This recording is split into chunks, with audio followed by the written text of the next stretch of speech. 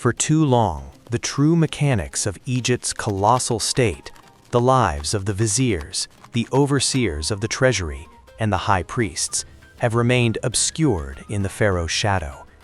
For centuries, Egyptology was captivated by the sheer opulence of the royal tombs, the monumental architecture of the pyramids, the dizzying gold of the Valley of the Kings.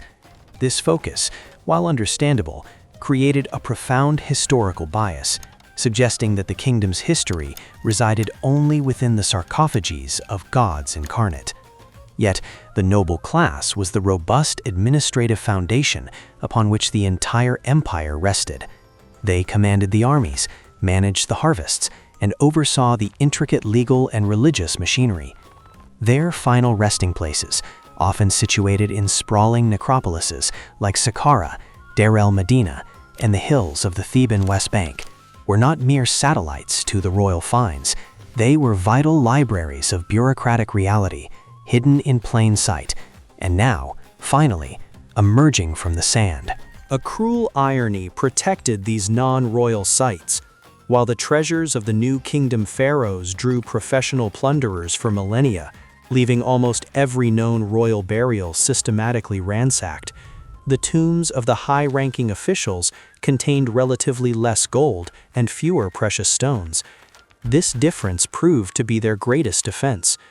Looters seeking pure bullion often ignored the smaller, less advertised burials of the elite. Consequently, the greatest breakthrough of modern Egyptology is the discovery of undisturbed noble burials. These tombs, unlike the chaotic scenes of plunder found in the Valley of the Kings, often remain structurally intact, their contents frozen precisely as they were placed during the funerary rites. What they lack in kingly gold, they compensate for with unprecedented context. We gain a complete snapshot of their material culture, the tools of their trade, the domestic items they expected to use in the afterlife, and crucially, the detailed records of their administrative careers. These findings are not historical time capsules. They are pristine architectural and administrative blueprints of the state. The paradigm shift began in earnest with concentrated, systematic excavation efforts outside the traditional hot zones.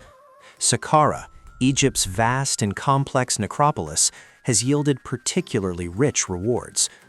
The work led by modern archaeological teams has focused on vast shaft tombs constructed during the 18th and 19th dynasties, a period previously dominated by the royal narratives of Tutankhamun and Ramesses II.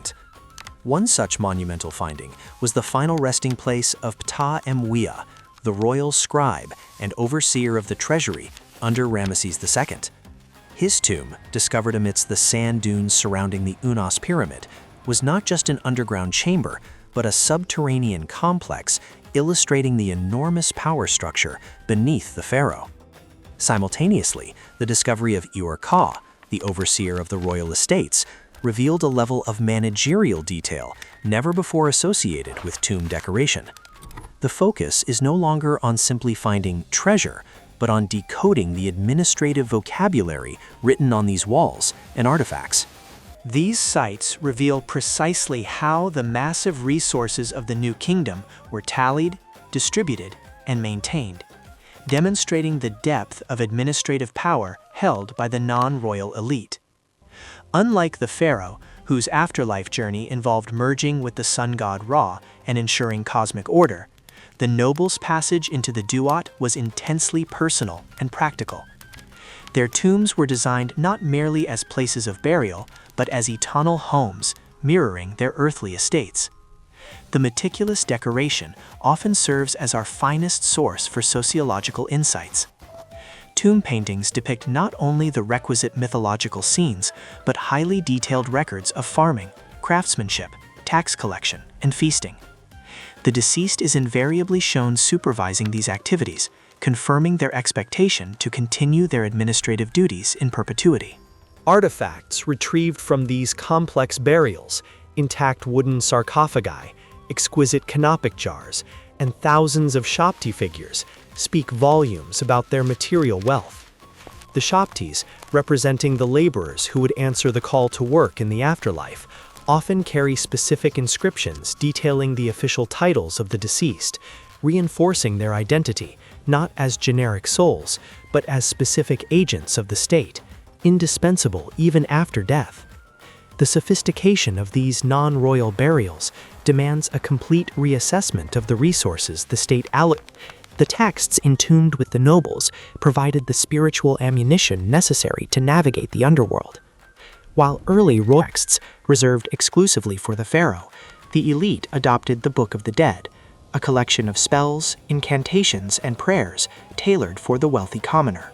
The discovery of intact rolled papyri in these noble shafts provides direct, unedited views into their cosmological world. These scrolls contained the precise language required for the deceased to justify their lives before Osiris and the tribunal of 42 judges, often emphasizing virtuous behavior and administrative probity over pure devotion. Furthermore, the practical knowledge contained within these tombs extends beyond theology. We find evidence of sophisticated medical tools, preserved foodstuffs, and even astronomical observations, suggesting that the nobility utilized their wealth to store not just riches, but the very intellectual property of the new kingdom. The language etched onto these coffins and scrolls is the definitive vocabulary of Egyptian statecraft, now finally legible and preserved. The preservation of these sites is a race against time, requiring meticulous international collaboration. Unlike the rock-cut tombs of the Valley of the Kings, many noble tombs are shaft burials in unstable ground, rendering them acutely vulnerable to groundwater and seismic activity. Every grain of sand removed, every wall painting documented, must be treated with the gravity accorded to a state secret.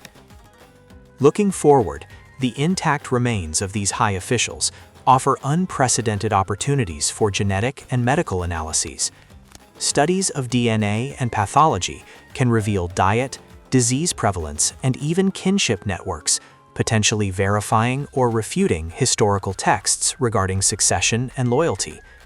These discoveries solidify a fundamental truth. Ancient Egypt was not governed solely by a divine king, but by a sprawling, sophisticated, and ruthlessly efficient civil service.